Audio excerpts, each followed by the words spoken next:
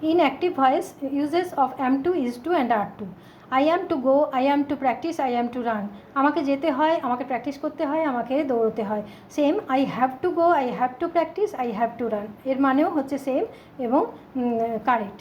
যখন আমরা কোনো কথা জোর দিয়ে বলি I have to go everyday, আমাদের রোজ যেতে হয়, I have to run everyday, আমাদের রোজ দৌড়তে হয়, তখন হ্যাভ টু বসে, তখন আর অ্যাম টু বসবে না। I am having to go, আমাদের রোজ যেতে হচ্ছে, I am having to practise, আমাদের রোজ প্র্যাকটিস করতে হচ্ছে, I am having to practise everyday, যখন আমাদের রোজ প্র্যাকটিস করতে হচ্ছে, যখন আমরা কোনো কাজ রোজ করি, রোজ করতে হয় আমাদের, তখন হ্যাভিং টু বসে।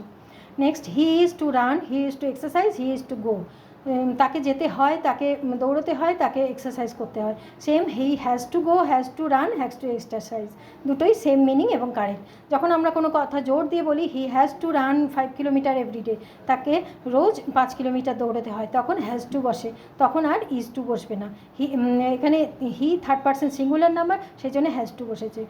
হি is having to exercise everyday, তাকে রোজ এক্সারসাইজ করতে হচ্ছে। যখন আমরা কোনো কাজ রোজ করতে হয়, আমাদের রোজ করছি, তখন হ্যাভিং টু বসবে।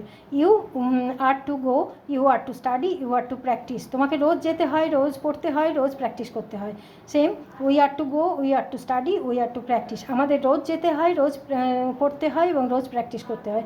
সেম ইউ আর we have to go, we have to study, we have to practise, দুটোরই সেম মিনিং এবং কারেক্ট। যখন আমরা কোনো কথা জোর দিয়ে বলি ইউ আর we have to go, have to study, have to go everyday, তো আমাদের রোজ এটা যেতে হয়, রোজ পড়তে হয়, তখন হ্যাভ টু বসে, তখন আর টু বসবে না। ইউ আর we are having to go, আমাদের রোজ যেতে হচ্ছে, we are having to study, আমাদের রোজ পড়তে হচ্ছে, তখন হ্যাভিং টু বসে।